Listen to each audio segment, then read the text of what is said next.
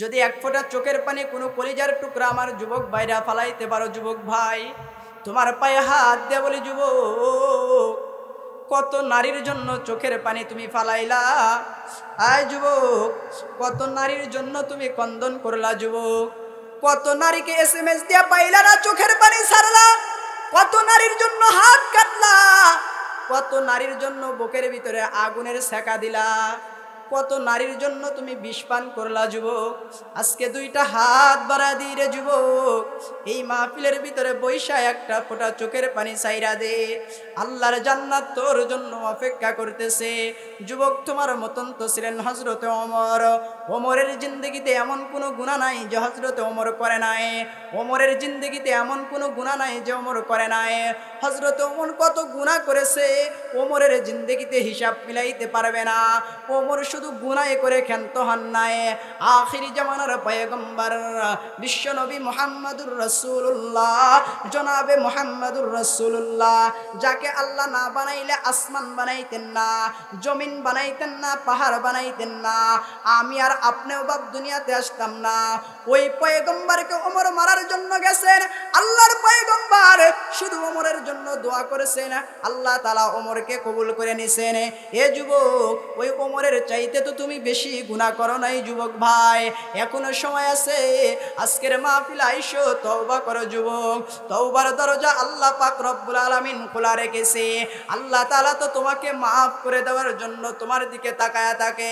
যুবক ভাই, তোমার পা দুটা ধরে বলি রে যুবক, ওমরকে যদি আল্লাহ মাফ করিয়া ওমর যদি হিরো থেকে জিরো হয়ে যাইতে পারে, এ যুবক রে এখনো সময় আছে, আল্লাহর কুদরতি পায়ে সিজদা দাও, আল্লাহর কাছে মাপ চাও। হযরতে ওমর ডাক দেখো, ও দুনিয়ার মানুষ, আমি ওমর কেমন জিরো ছিলাম। আমি ওমর যখন আমার খালার বাড়িতে বকরি চড়াইতাম, আমি ওমরকে দাম দিত না, আমি ওমরকে মারতো না, আমি ওমরকে ধাক্কা দিত, আমি ওমরকে গালি দিত, আমি ওমরকে ঠিক মতে খাইতে দিত না। আমার খালা ডাক দে বলতো, ওমর এই যে বকরিগুলো দেখা যায়, একটা বকরি যদি হারায়া যায়, আজকে কিন্তু তুমি আমার বাড়ির খানা পাইবা না, আমার বাড়ির খানা তোমার জন্য বন্ধ হয়ে যাবে। ওমর ডাক দিয়ে কয়, দুনিয়ার মানুষ ভালো করে শুইনা নাও, আমি ওমর আমার খালার বাড়ির রাখাল ছিলাম, আমার খালার বাড়িতে আমি কাজ কাম করতাম, আমার খালার বাড়িতে আমি বকরিগুলো বিকাল বেলা নিয়ে আসতাম। একটা বকরি হারায়া যাইতো, আমার খালা আমার কান ধইরা ডাক দিয়ে বলতো, ওমর বকরি কোথায় রাখছো? বকরি যদি বাড়িতে না আনো তোমারে কিন্তু খানা দিব না, পিঠের চামড়াও তোমার থাকবো না। আমি আবার সুন্দর রাতে চইলা যাইতাম বকরি খোঁজার জন্য, বকরি খুঁজা বাড়িতে আনতাম। আমার খালা আমারে কান ধইরা ডাক দে বলতো, ওমর কালকে যদি বকরি হারায় তাইলে কিন্তু তোমার পিঠের চামড়া থাকবে না। একদিন এই বকরি আমার কথা শুনতো না। যেদিন আমি ওমর কোরআন মেনেছি, আল্লাহর রসুলকে যেদিন মেনেছি, শুধু বকরি নয়, জঙ্গলের বাঘ আমি ওমরকে পাহারা দিয়েছে, জঙ্গলের বাঘ ওমরকে পাহারা দিয়েছে। এ যুবক, তোমরা তো সেই ওমরের উত্তরসূরি, আজকে ওমরের উত্তরসূরি হয়ে তোমরা কেন নাস্তিকদের কাছে তোমরা বিক্রি হয়ে গেছো? কেন নাস্তিকদের কাছে বিক্রি হয়েছো? আপনারা কি কথা কম বলেন না দাদা? ওমরের উত্তরসূরি হয়ে তোমরা নাস্তিকদের কাছে কেন বিক্রি হয়ে যাও? তোমরা তো বীর মুসলমান, বীর সেনা, তোমাদেরকে দেখে কাফেররা পর্যন্ত থরথর করে কাঁপবে, আর আজকে কাফেরকে দেখে তোমরা কাঁপবে। এই সূরা ফাতিহা আপনাদের সামনে আমি দুইটা আয়াত পড়েছি সূরা ফাতিহার থেকে। সূরা ফাতিহাকে বলা হয় কোরআনের মা। কি বলা হয় বলেন তো? কোরআনের মা। আবার মনে করেন না যে কোরআন এই সূরা ফাতিহার পেটে আইছে, এইটা মনে করেন না। সূরা ফাতিহাকে বলা হয় উম্মুল কোরআন, দোয়া, শিফা। এই সূরা ফাতিহা আল্লাহ পাক রব্বুল আলামিন কোরআনের প্রথমে কেন দিলেন? আর এই সূরা ফাতিহার দাম এত কেন বেশি? সব সূরা আপনি পড়তেছেন, ভুল যাইতেছে, কিন্তু নামাজ হয়ে যাবে। কিন্তু সূরা ফাতিহা না পড়লে কি নামাজ হবে? বলেন নামাজ হবে। কিন্তু সূরা ফাতিহা বাদ দিয়ে আপনি সূরা বাকারা বললেন, নামাজ হবে না? বলেন নামাজ হবে না? নাকি আপনারা জানেন না? আপনারা না জানেন না বলবে কেমনে? জানলে সেন প্রশ্নের উত্তর দিতে পারবেন। আমি আপনাদের সামনে গুরুত্বপূর্ণ দুইটা আয়াত আপনাদের সামনে তেলাওয়াত করি স্যার। একটা হাদিস আপনাদের সামনে আমি পেশ করেছি, যে হাদিসটা মুমিনদের ব্যাপারে আল্লাহর পয়গম্বর আলাইহিস সালাতু ওয়াস সালাম বলছেন। যারা মুমিন তাদের ব্যাপারে এই হাদিসটা বলেছেন আল্লাহর পয়গম্বর আলাইহিস সালাতু ওয়াস সালাম। এই হাদিসের ব্যাপারে বলছেন যারা মুমিন হইতে পারবেন তাদের দুনিয়াতে কষ্ট হবে। তাদের দুনিয়াতে কি হবে? কষ্ট হবে, নির্যাতন আসবে। তাদের কষ্ট নির্যাতন যদি সহ্য করতে পারে তাইলে তারা মুমিন হইতে পারবে। আর নির্যাতন যদি সহ্য না করতে পারে, এই নির্যাতন কষ্ট পরীক্ষা যদি সহ্য না করতে পারে, তাইলে তারা প্রকৃত মুমিন হইতে পারবে। আসতেছি, ওইদিকে আসতেছি। অল্প সময় কিছু গুরুত্বপূর্ণ কথা হবে। তার আগে আল্লাহ তাআলা যে আপনাকে আমাকে সৃষ্টি করেছেন সুন্দর কইরা, আদর কইরা, এই যে সুন্দর করে আদর কইরা সৃষ্টি করলেন, আবার সুন্দর নিয়ামত আল্লাহ তাআলা দিলেন, আমি আর আপনি মালিকের কি করতেছেন? একদিন ফেরেশতারা আল্লাহকে ডাকতে বলেন, আল্লাহ এই আদম সন্তান আপনি বানায়েন না। কি করেন না? বানায়েন না। আদম সন্তান বানায় আপনার কোনো লাভ হবে না। আদম সন্তান আপনার ইবাদত করবে না, গোলামি করবে না। আদম সন্তান নাফরমানি করবে, তারা ভাইয়ে ভাইয়ে মারামারি করবে, এরা আপনার গোলামি করবে না। আল্লাহ তাআলা ডাক দেয়, কয় ফেরেশতারা তোমরা জানো না, আমি আল্লাহ তাআলা যা জানি তোমরা তা জানো না। ও ফেরেশতারা, আমি আদম সন্তান বানাইতে চাই। এই আদম সন্তানকে বানাইতে ফেরেশতারা একদিন মানা করলেন। আর এই আদম সন্তান যখন নামাজের সিজদায় যায়া, যখন রুকুতে যাইয়া, নামাজের ভিতরে দাঁড়ায়া যখন বলে আলহামদুলিল্লাহ আলহামদুলিল্লাহি রাব্বিল আলামিন আর রহমানির রহিম, বান্দা নামাজের ভিতরে দাঁড়ায় বলতেছে আলহামদুলিল্লাহি রাব্বিল আলামিন। প্রশংসাটা কার আদায় করতেছে? আওয়াজ দিয়ে বলেন, আর একটু জোরে আওয়াজ দিয়ে কোন কার? বান্দা যখন নামাজের ভিতরে দাঁড়ায় আলহামদুলিল্লাহি রাব্বিল আলামিন বলেন, আল্লাহ তাআলা সঙ্গে সঙ্গে ফেরেশতাদের ডাক দেয়া, কয় আয় ফেরেশতারা, একদিন না তোমরা মানা করেছিলে আল্লাহ আপনি আদম সন্তান বানায়েন না, আদম সন্তান আপনার ইবাদত করবে না, গোলামি করবে না, আদম সন্তান নাফরমানি করবে, আদম সন্তান জিনার কাজ করবে, আপনাকে দেখে ভয় পাইবে না, ভাইয়ে ভাইয়ের ভিতরে মারামারি করবে, দ্বন্দ্ব করবে, আপনার কুদরতি পায়ে সেজদা দেওয়ার মতন সময় তাদের দুনিয়াতে থাকবে না। আয় আল্লাহ, আপনি আদম সন্তানদের দুনিয়াতে বানায়েন না। আল্লাহ তাআলা ডাক দিয়ে কয়, না ফেরেশতারা তোমরা জানো না, আমি রব্বি কারীম আল্লাহ তাআলা যা জানি তোমরা তা জানো না। ওই আদম সন্তান যখন নামাজের সিজদার ভিতরে যাইয়া সুবহান রাব্বিয়াল আলা বলেন, রুকু থেকে যখন সোজা হইয়া আল্লাহর যখন প্রশংসা আদায় করেন, তাশাহুদের ভিতরে বৈশা যখন প্রশংসা আদায় করে, এরকম ভাবে নামাজের সালাম ফিরায়া বান্দা যখন মালিকের প্রশংসা আদায় করে, মালিকের দরবারে হাত তুইলা দোয়া করে, আল্লাহ তাআলা ফেরেশতাদের ডাক দেয়া, কয় ফেরেশতারা তাকায়া দেখ, তোরা একদিন মানা করেছিলে আল্লাহ আদম সন্তান বানায়েন না, আদম সন্তান আপনার ইবাদত করবে না, গোলামি করবে না, নাফরমানি করবে, আদম সন্তান দিয়ে আপনার কোনো উপকারে আসবে না। আয় ফেরেশতারা তাকায়া দেখ, আমার বান্দা নামাজের সিজদায় যায় আমার প্রশংসা আদায় করে, রুকুর ভিতরে আমার প্রশংসা আদায় করে, সিজদার ভিতরে আমার প্রশংসা আদায় করে, তাশাহুদের ভিতরে আমি মালিকের প্রশংসা আদায় করে। এ ফেরেশতারা কেন তোরা মানা করেছিলে আদম সন্তান বানায়েন না? শুধু তাই নয়, দেখ যুবক বান্দারা, আরামের ঘুমটা হারাম কইরা দিয়া কত যুবক বান্দা তাহাজ্জুদের নামাজের সিজদায় যায়, চোখের পানি সাইরা কান্দে, আল্লাহ গুনাহ তো অনেক কইরা ফেলাইছি গো আল্লাহ, নাফরমানি কইরা ফেলাইছি, তুমি যদি মাফ না কইরা দাও কে মাফ করবে না? আই ফেরেশতারা শুধু তাই নয়, যুবকরা গুনাহ কইরা গুনার কথা স্মরণ হয়ে গেছে, নামাজের সিজদার ভিতরে মাপ চাইতেছে। শুধু তাই নয়, তাকায়া দেখ ফেরেশতারা, মুরব্বী মানুষ দিনের বেলা হাঁটতে পারে না, হাঁটতে বড় কষ্ট হয়ে যায়। ঠান্ডা পানির দ্বারা ওযু করতে মানা করেছে ডাক্তার, ঠান্ডা পানির দ্বারা ওযু করে না। যখন রাত্রি গভীর হয়ে যায়, বান্দা তখন ঠান্ডা পানির দ্বারা ওযু কইরা মুরব্বী নামাজের সিজদার ভিতরে যায়, নামাজের সিজদার ভিতরে যায়। আমি আল্লাহরে ডাকে, আল্লাহ জিন্দেগিতে গুনাহ করেছি, যুবক বয়সে ইবাদত করতে পারি নাই, আল্লাহ তুমি যদি মাফ না কইরা দাও তাইলে কে মাফ কইরা দিবে? ওই বৃদ্ধ লোকের চোখের পানি দেইকা মালিকের বড় মায়া হয়ে যায়, বড় দয়া হয়ে যায়। চুল পাকা দাড়ি পাকা মানুষগুলো যখন চোখের পানি ছাইরা দেয়, চোখ দিয়ে পানিগুলো টপ টপ করে পড়তে থাকে।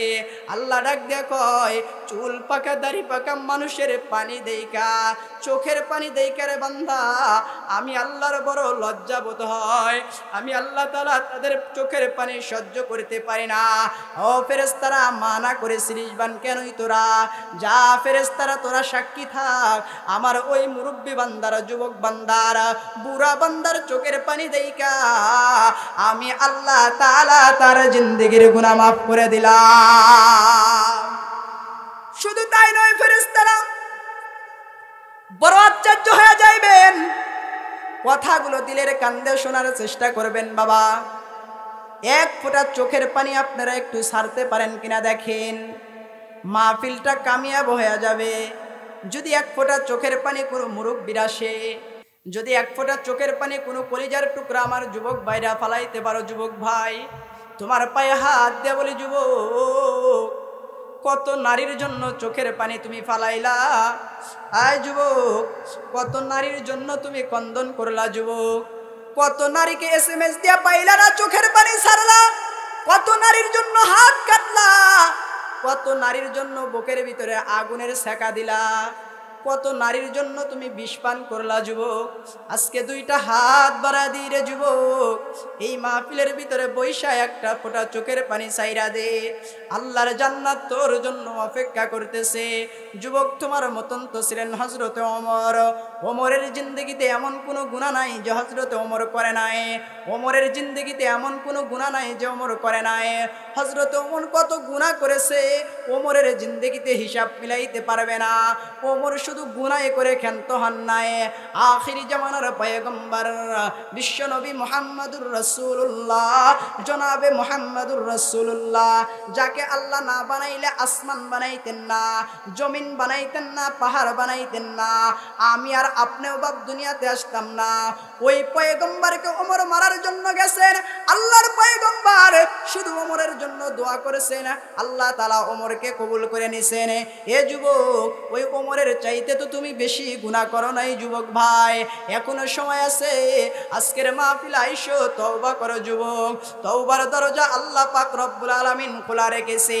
আল্লাহ তাআলা তো তোমাকে মাফ করে দেওয়ার জন্য তোমার দিকে তাকায়া থাকে। যুবক ভাই, তোমার পা দুটা ধরে বলি রে যুবক, ওমরকে যদি আল্লাহ মাফ করিয়া ওমর যদি হিরো থেকে জিরো হয়ে যাইতে পারে, এ যুবক রে এখনো সময় আছে। আল্লাহর কুদরতি পায়ে সিজদা দাও, আল্লাহর কাছে মাপ চাও। হযরতে ওমর ডাক দেখো, ও দুনিয়ার মানুষ, আমি ওমর কেমন জিরো ছিলাম। আমি ওমর যখন আমার খালার বাড়িতে বকরি চড়াইতাম, আমি ওমরকে দাম দিত না, আমি ওমরকে মারত না, আমি ওমরকে ধাক্কা দিত, আমি ওমরকে গালি দিত, আমি ওমরকে ঠিক মতে খাইতে দিত না। আমার খালা ডাক দে বলতো, ওমর এই যে বকরিগুলো দেখা যায়, একটা বকরি যদি হারায়া যায়, আজকে কিন্তু তুমি আমার বাড়ির খানা পাইবা না, আমার বাড়ির খানা তোমার জন্য বন্ধ হয়ে যাবে। ওমরে ডাক দিয়ে কয়, দুনিয়ার মানুষ ভালো করে শুইনা নাও, আমি ওমর আমার খালার বাড়ির রাখাল ছিলাম, আমার খালার বাড়িতে আমি কাজ কাম করতাম, আমার খালার বাড়িতে আমি বকরিগুলো বিকাল বেলা নিয়ে আসতাম। একটা বকরি হারায়া যাইতো, আমার খালা আমার কান ধইরা ডাক দিয়ে বলতো, ওমর বকরি কোথায় রাখছো? বকরি যদি বাড়িতে না আনো তোমারে কিন্তু খানা দিব না, পিঠের চামড়াও তোমার থাকবো না। আমি আবার সুন্দর রাতে চইলা যাইতাম বকরি খোঁজার জন্য, বকরি খুঁজা বাড়িতে আনতাম। আমার খালা আমারে কান ধইরা ডাক দে বলতো ওমর কালকে যদি বকরি হারায় তাইলে কিন্তু তোমার পিঠের চামড়া থাকবে না। একদিন এই বকরি আমার কথা শুনতো না। যেদিন আমি ওমর কোরআন মেনেছি, আল্লাহর রসুলকে যেদিন মেনেছি, শুধু বকরি নয় জঙ্গলের বাঘ আমি ওমরকে পাহারা দিয়েছে। জঙ্গলের বাঘ ওমরকে পাহারা দিয়েছে। এই যুবক তোমরা তো সেই উমরের উত্তরসূরি, আজকে উমরের উত্তরসূরি হয়ে তোমরা কেন নাস্তিকদের কাছে তোমরা বিক্রি হয়ে গেছো? কেন নাস্তিকদের কাছে বিক্রি হয়েছো?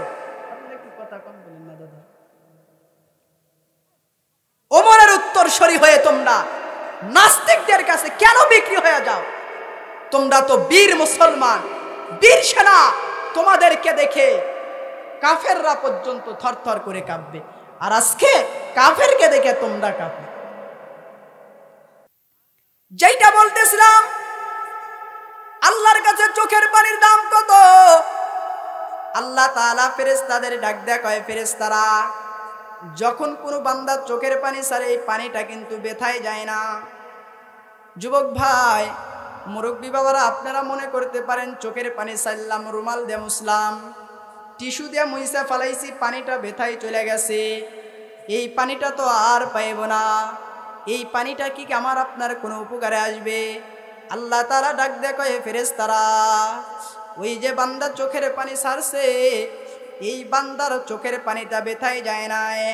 আমি রব্বি কারীম আল্লাহ তাআলা বান্দার চোখের পানিটা বড় যত্ন কইরা রাইখা দিয়েছি। আয় ফেরেশতারা, মাহফিলের ভিতরে বৈশা যেই বান্দা চোখের পানি ছাড়ছে, কেমন কি মসজিদের ভিতরে বৈশা গুনার কথা স্মরণ হইয়া চোখের পানিটা ছাইরা দিছে, আমি মালিক চোখের পানিটা ব্যথায় যাইতে দিই নাই। চোখের পানিটা কত যত্ন কইরা আমি মালিক রাইখা দিছি তোমরা কি জানো? আল্লাহর ফেরেশতারা ডাক দেয়া কয়, আল্লাহ চোখের পানি দেয়া কি হবে? আল্লাহ তাআলা ডাক দেয়া কয়, ফেরেশতারা যেদিন আমি আল্লাহ তাআলা বিচারের সিংহাসনে বসে যাব, কাহার রূপ ধারণ করব, আমার সামনে দাঁড়ানোর মতন কারো ক্ষমতা নাই। আমার সামনে দাঁড়ায়া কেউ কথা বলতে পারবে না। ও ফেরেশতারা, ওই মুহূর্তে বান্দারা নাফরমানের কারণে, গুনার কারণে জাহান্নামের দিকে চইলা যাবে।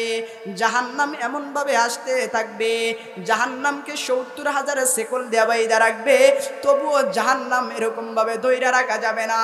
জান্নাতীরা পর্যন্ত মালিকের কাছে ডাক দিয়ে বলবে, আল্লাহ জাহান্নামকে আপনি থামান, নাইলে কিন্তু আমরা জাহান্নামের আগুন থেকে রক্ষা পাইব না, জাহান্নাম থেকে বাঁচব না। আল্লাহ পাক রব্বুল আলামিন ডাক দেয়া কয়, ফেরেশতারা জাহান্নামীদেরকে ধরার জন্য জাহান্নামে এমন ভাবে আসবে, ৭০,০০০ শেকল দিয়ে বাইদা রাখবে, তবুও জাহান্নামকে বাইদা রাখা যাবে না, ধইরা রাখা যাবে না। মালিক ফেরেশতা আল্লাহকে ডাক দিয়ে কইবে, আল্লাহ জাহান্নামকে আপনি থামান, যদি জাহান্নামকে আপনি না ঠেকান গো আল্লাহ, আজকে হাসরের ময়দান তছনছ করে দিবে। আজকে হাসরের ময়দানে কোনো লোক বাঁচতে পারবে না, জান্নাতীরা পর্যন্ত শেষ হয়ে যাবে, মালিক ফেরেশতা পর্যন্ত জাহান্নাম দইরা থাকবে। জাহান্নাম এমন ভাবে শেষরায়া নিয়ে আসবে। আল্লাহর কাছে জিবরাইল আমিন কৈফিয়ত জানাবে, আল্লাহ জাহান্নামটা আপনি একটু থামান না। আদম সফিউল্লাহ ডাক দিয়ে কইবে, আল্লাহ জাহান্নামটা থামান। ইব্রাহিম খলিলুল্লাহ ডাক দিবে, মুসা কালিমুল্লাহ ডাক দিবে, আল্লাহ জাহান্নামকে আপনি একটু থামান না গো আল্লাহ। প্রত্যেকটা পয়গম্বর মালিকের কাছে দরখাস্ত করবে, জাহান্নাম ধরে রাখতে পারবে না। আপনার আমার পয়গম্বর আল্লাহর দরবারে সিজদায় পড়ে কাঁদবে, আল্লাহ জাহান্নামটা আপনি একটু থামায়া দেন না। আল্লাহর পয়গম্বর জাহান্নামকে থামানোর জন্য মালিকের কাছে দরখাস্ত করবে।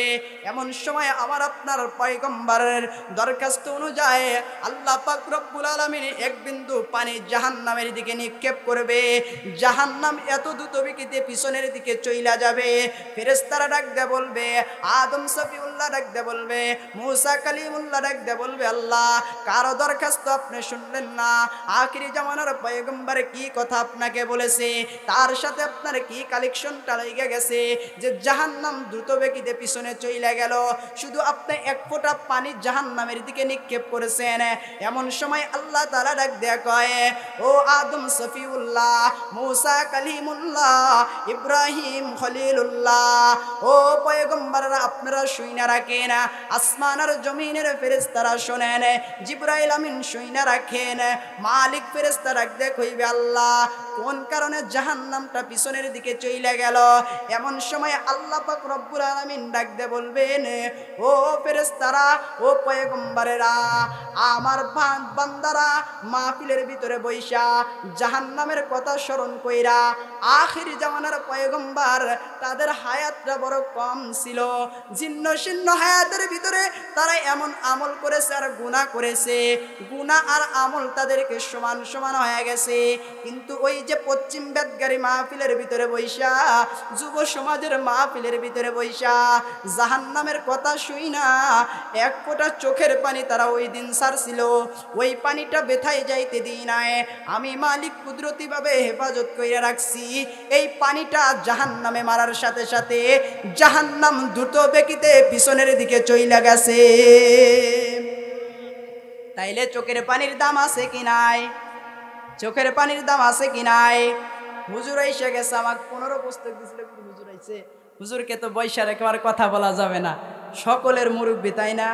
বক্তা জগতে যদি কেউ জান্নাতে যায়, আমি তো বলি প্রায় বক্তা জাহান্নামী, প্রায় বক্তা জাহান্নামী, এটা আপনারা কাগজ কলমে লেখা রাখেন, প্রায় বক্তা জাহান্নামে চলে যাবে।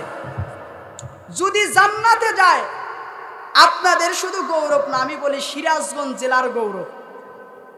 আমাদের একদিক দিয়ে বোন জামাই হয়, আমাদের এলাকাতে বিয়ে করছে, আল্লাহ যদি জান্নাতে নেয়, আল্লাহর এই অদমকেই জান্নাতে নেবে বক্তা জগতের যদি কেউ যায়। তাছাড়া আমার মনে হয়, সন্দেহ হয়, কোরআন হাতে থাকলে হাতে নিয়ে বলতে পারতাম, হাতে নিয়ে বলতে পারতাম যে বক্তা জগতে কেউ জান্নাতে যাবে না, কেউই যাবে না। আমিও বাস ছাড় পাবো না, আমিও ছাড় পাবো না যদি জান্নাতে যায়। এটা আমি সব জায়গাতে বলি, শুধু আজকে এখানে বৈশা রেখে বলতেছি না, আমি প্রায় জায়গাতেই বলি, যদি বক্তা জগতে কাউকে দেখতে চাস তোরা সিরাজগঞ্জে যাস। আমাদের একজন এখনো বেঁচে আছে, কিন্তু এখন আমরা টাকার পিছনে, এই জন্য তো হেদায়েত হয় না, কথার ভিতরে যশও হয় না, চোখের পানিও আসে না, বয়ান তো কম হয় না, কেন হেদায়েত আসে না? আজকে মাহফিল, কালকে মাহফিল, প্রত্যেকটা দিন বাংলাদেশে 68,000 গ্রাম বাংলা মনে হয় 68,000ই মাহফিল, তারপরেও কেন হেদায়েত হয় না? আজকে এখানে মাহফিল, কালকেই গান হয় কি হয় না? এখান থেকে মাহফিল থেকে উইটা যাইতেছেন, বিড়ি খাইতে খাইতে আইছেন, সিগারেট খাইতে খাইতে চলে যাবেন, সিগারেট খাইতে খাইতে যাবেন, বাড়িতে স্ত্রীর সাথে ঝগড়া করে আইছেন, যাওয়ার পরে স্ত্রীকে মারবেন যদি ঘরের দরজা খুলতে দেরি হয়। এতটুকুই তো হেদায়েত, তাছাড়া আর কি? এই জন্য নিজে নিজেকে পরিবর্তন করেন। আমাদের বয়ান দেওয়ার কোনো কাম হবে না, এটা আমাদের ব্যবসা হয়ে গেছে, আমরা এটা ব্যবসা হিসাবে এখন ধরিয়ে নিচ্ছি। ব্যবসা যদি হেদায়েতি হইতো তাহলে কত বয়ান হয়, কত কিছু হয়।